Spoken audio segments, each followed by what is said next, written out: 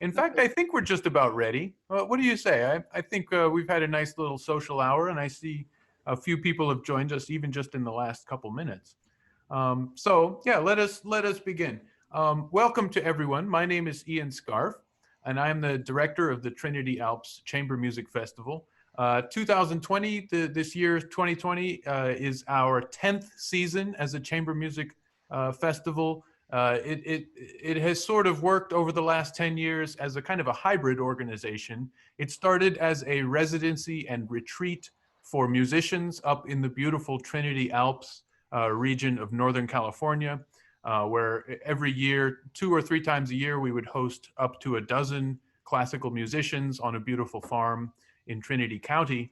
And, the goal of the residency is really to give musicians a bit of a break from their normal sort of daily grind of playing gigs and dealing with traffic and dealing with emails and all of that, and just to return to a beautiful setting without distractions around and really focus on their craft and music, and do it in a way where we are surrounded by like-minded musicians who are supportive and friendly.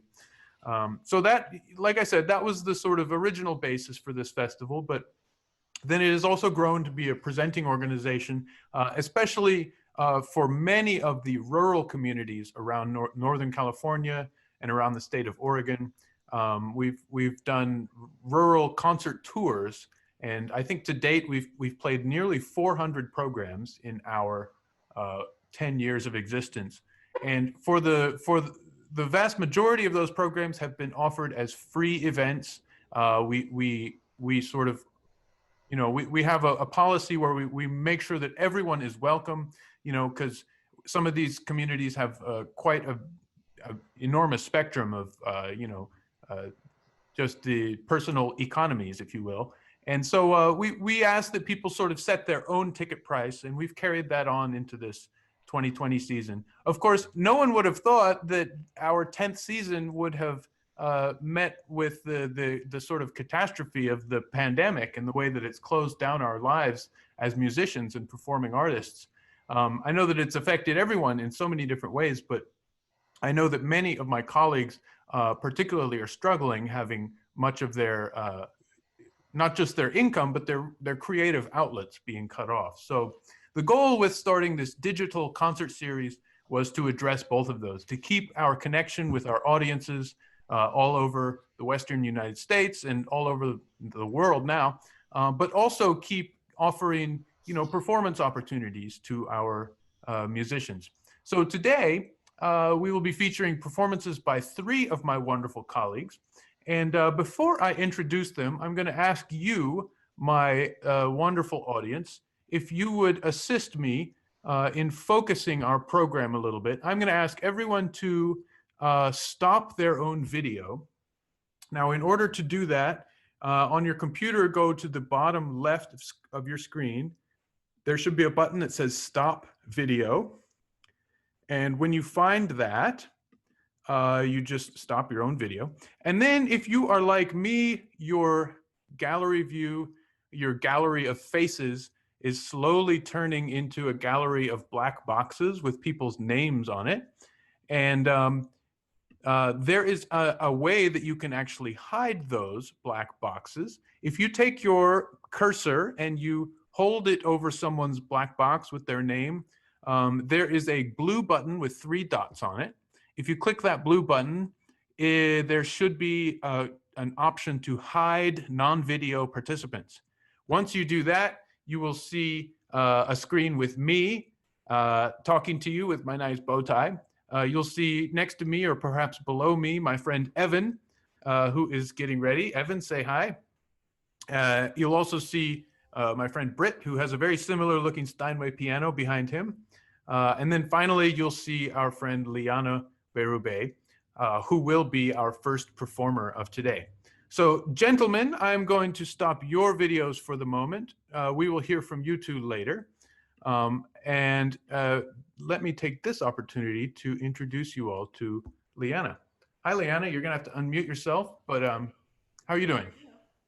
Hi. Thanks, Ian, so much for having me.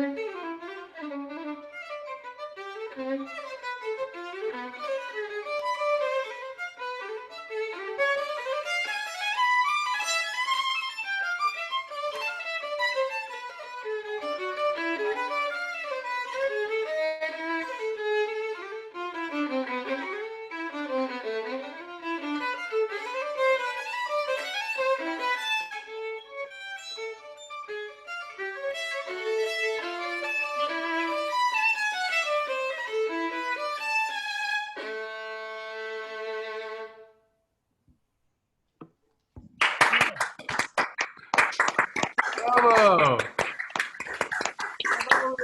Bravo! Bravo, Liana. Bravo! Bravo, bravo. Fantastic. Wow, wonderful. Bravo! Liana, thank you so much. I see what you mean by the way the last movement really sort of flies off the page there. That was amazing. Oh, thank you. Yeah, it's pretty.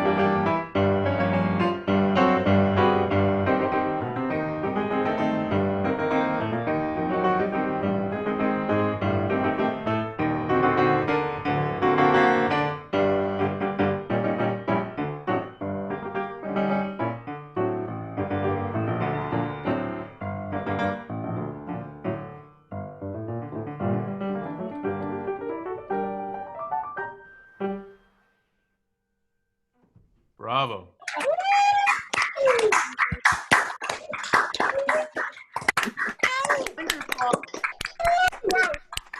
Today, we love you.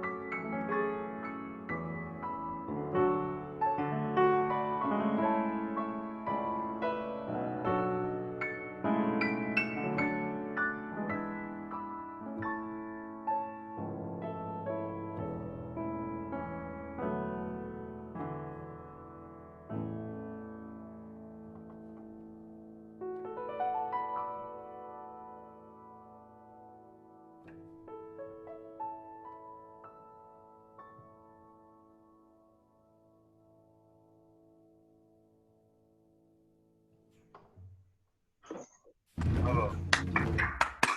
Hey, thank you.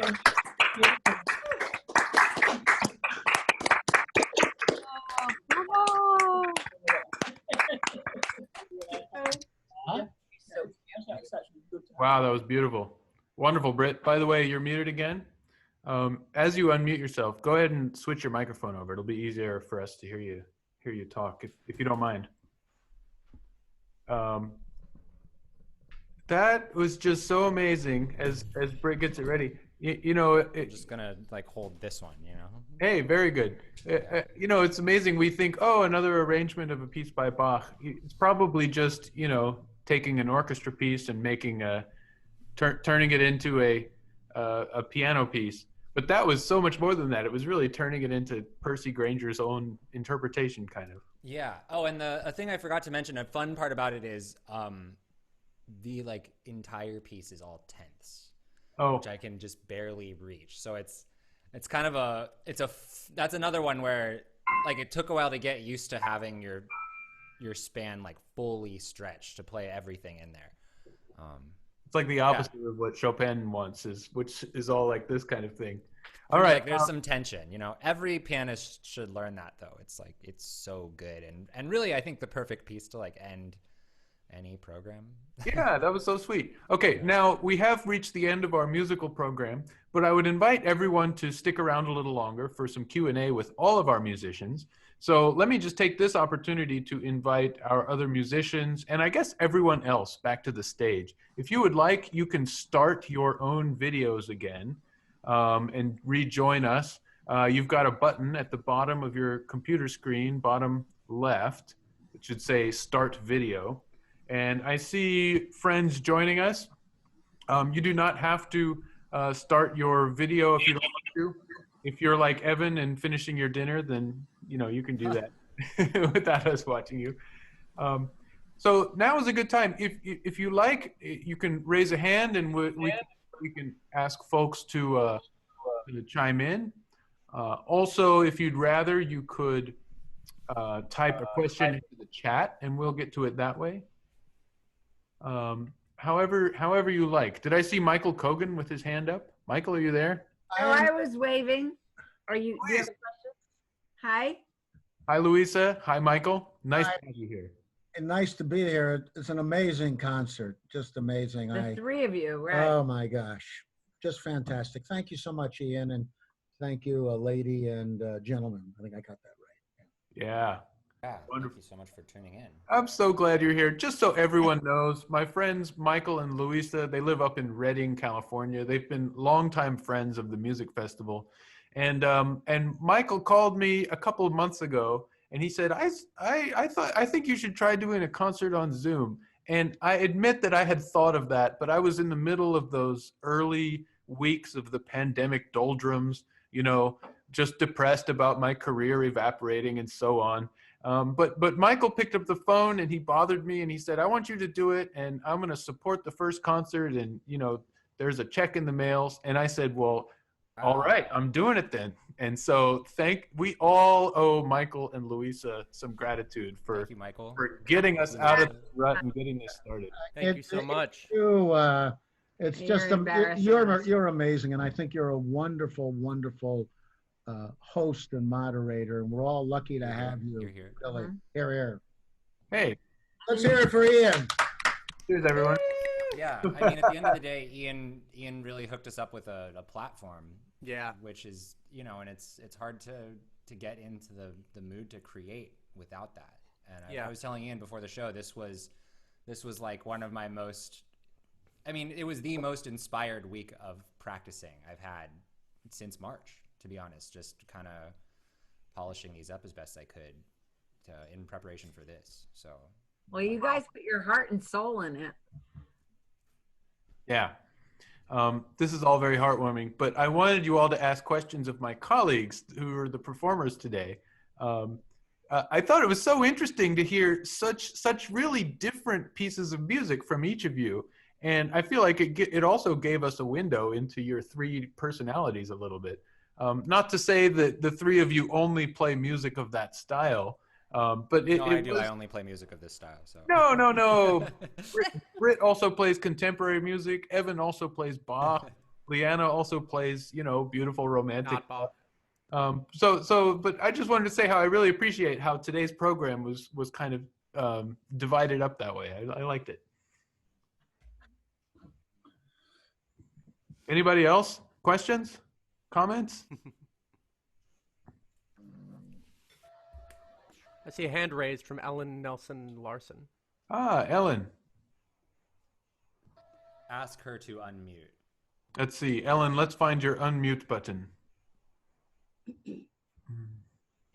Okay, thank you for the, and I'm also disabled on video, by the way, still. Oh, we can try. Thank you all very much. It was really, it's a wonderful experience. I absolutely love Zoom concerts. And one thing I do want to say is that the best part of it, I think, is, as you just said, listening to the kinds of music that each of you choose to do and the sequence in which you do them. I really enjoyed each one, and particularly this last piece that you did, Britton. That was very special. Thank you all very much. Have a good weekend. Stay healthy. Thank you. You too. Here, It was here. a real pleasure. Yeah, that Percy Grainger thing was amazing. I have a question, Ian. Sir. Yeah, I have a question for all three musicians. Bach, every musician, every composer, I think, agrees Bach was the greatest of all composers. What do you never get to the end of understanding what he's doing, but if you could share a little bit, maybe Liana, I mean, it's a stunningly powerful experience to play Bach, listen to Bach. Can you give us an idea why? Oh gosh. I mean, that's a really tough. I'm not sure that I think maybe it's different for every person. Yeah, it might even change day by day and week by week. Definitely. Yeah, I would agree with that. Like, I mean, even like for me, you know, like depending on my mood, I'll choose to play sometimes just a different movement. I like to sub in alternate movements sometimes. Like I'll sub in like the slow movement from the C major instead of, you know, the A minor or whatever, just because I'm feeling that more. But I don't, you know, there's something, I feel like Bach, you know, he wrote, it's kind of interesting because like in his time he was really old-fashioned, which is a little hard to imagine because it's just such incredible genius. But he has this sort of way of, he just writes music, and it's like, you know, it's like he writes music and emotion, and it's like he doesn't write the instrument, you know, he's not there's a purity to it, and sort of, I don't know if it had anything to do with sort of his very close relationship with like a higher power, kind of, you know, his God or whatever he believed in, or whatever, that just, you know, that he was so connected with that. But I think it's also like, I think he was just kind of an extraordinary genius in like a lot of ways. There's this amazing thing, I don't know, Ian and Britton, if you guys have seen this, the 14 fugues that were on the oh no, not fugues, sorry, 14 canons on the Goldberg bass. Have you seen this? It's this amazing thing. You can find it on YouTube, and it's cool because there's like a version of it where you can have like all of these things sort of, it'll show you like visually what's happening in the canons, and it's like he wrote like, you know, just like a little snippet, like, you know, some of them are like 4 bars or whatever, little canons over the base of the Goldberg variations, but they'll just like, I mean, it's like you write like 4 bars and it turns into like a 5-minute long thing. It's just incredible. Yeah. Anyway, but one I think of those examples where like the microcosm, like the little elements of DNA within the music always are relating to like the macrocosm. Yeah. The entire thing. I think you know, yeah, sorry, go ahead. That's great, but I also think that one of the things about Bach that's satisfying to play and to listen to is that he always has, it's like he's balanced everything perfectly, you know, and you play different composers, and they all have wonderful things about them. You know, some composers, you know, they have wonderful melodies. Some composers have just incredible harmonic progressions. Some composers, you know, have incredible sort of sound worlds that they can create that don't really depend on anything except for the colors.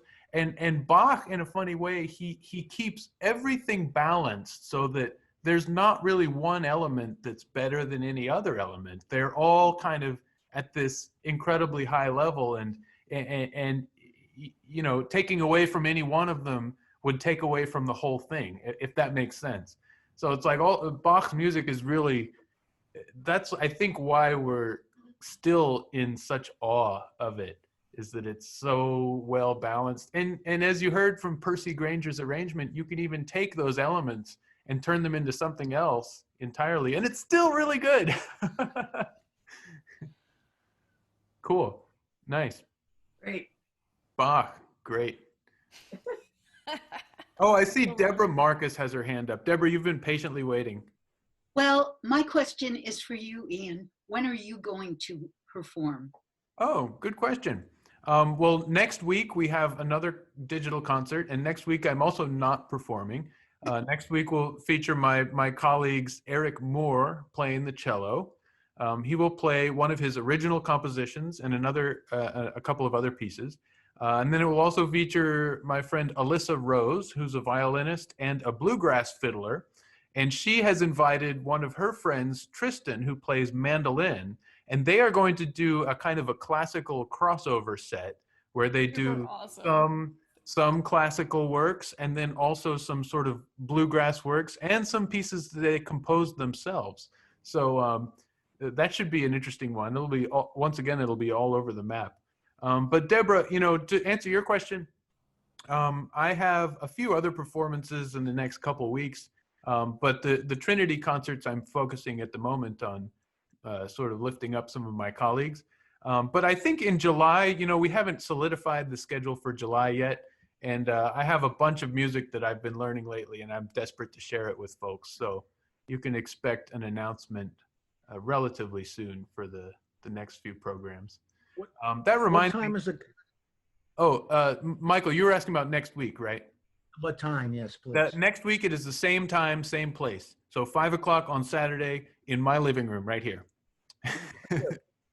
And I realized that I'm somewhat neglectful in my duty. When I should have reminded everyone that that it is very important that we ask you to do something for us. And that is, if you could find your way to the Trinity Alps Chamber Music Festival website and make a contribution. It can be, you know, it's like a choose your own adventure ticket price. You know, whatever amount is best for you. I know that all of our audience from all over the world, everyone's in a different situation at the moment. But think about what this kind of programming is worth to you, and think about how you want to support these musicians and the mission of these concerts, and find our website and please make a contribution.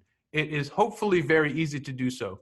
If you're the kind of person who would rather send a check in the mail, there is an address that will be on our follow-up email later this evening. That's the business end of my talk. Good. Evan, are you with us?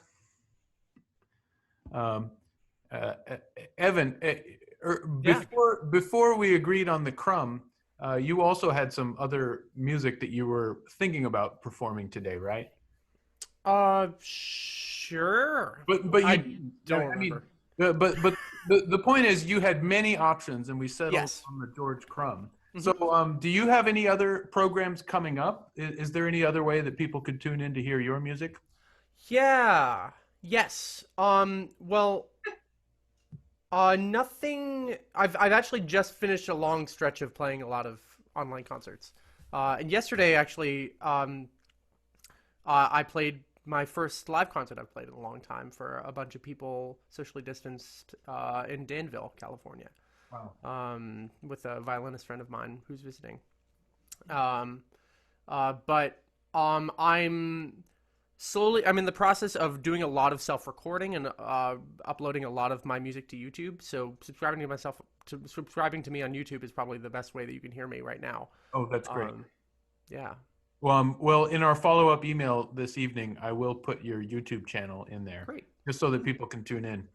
Liana, I'll direct the same question as you. If anyone's interested, do you have anything that you've produced online or anything coming up that they could find? I think, oh, well, I've got a few things actually. So I mean, I think to find me like sort of anytime or, you know, whatever, any time of day that you want, YouTube, you can find me with my piano trio, the Delphi Trio. We also have our website, delphitrio.com. And as for other performances, I'm actually doing a few performances with the Valley of the Moon Music Festival coming up. Those are going to be broadcast, I think, July 19th and 25th. So you can catch me on viola, playing on gut strings at A = 430 temperament. Wow. So it's actually a lot of fun. And so I think I'm playing a couple of Beethoven string trios, and there's a bunch of other stuff on the programs. It's going to be really great. So that would be, I think, my next publicly available thing. Okay, I'll find that link and I'll drop that in the email as well. Britt, do you have any recordings coming up or anything you want to share with us?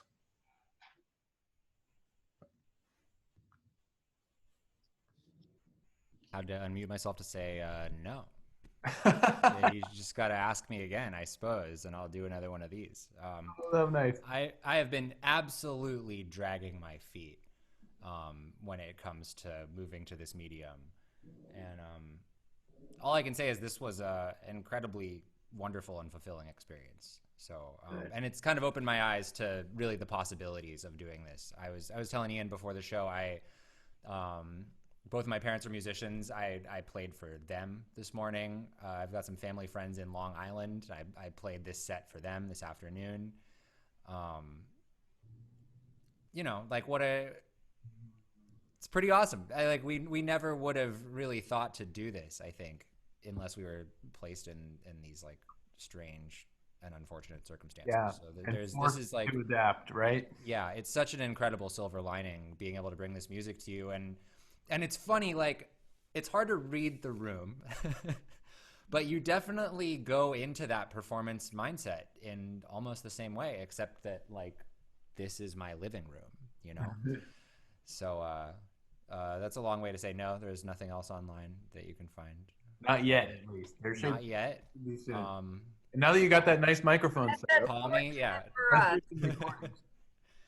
I mean, it's really inspiring me to like learn a bunch more stuff. Again, like I was saying, I like the Revolutionary Etude is the first piece I performed from memory in years. Yeah. Congratulations. Right? And I was pretty happy with how it turned out, you know, no memory slips. So no, I'm here. All right. Don't worry, everyone. We will work on him. Well, this is great. I think we're almost done. Any final thoughts from anyone? Any final questions? Michael, Louisa? No. No. I know it's not a question, but still, it was a great joy. Thank you very much. Yeah. Keep it up. Well, thank you to everyone, and especially to my three colleagues who performed today. Don't forget, show your support for them by maybe making a contribution. That way we can keep paying them and pay future musicians. And also, you know, keep an eye out for the announcement for next week's program. Invite some friends. Next Saturday at 5 o'clock. It should be a lot of fun. And until then, I bid you all adieu. And now with my incredible powers as the meeting host, I'm going to go ahead and end things. So, Farewell. Thanks for Thank tuning you. in.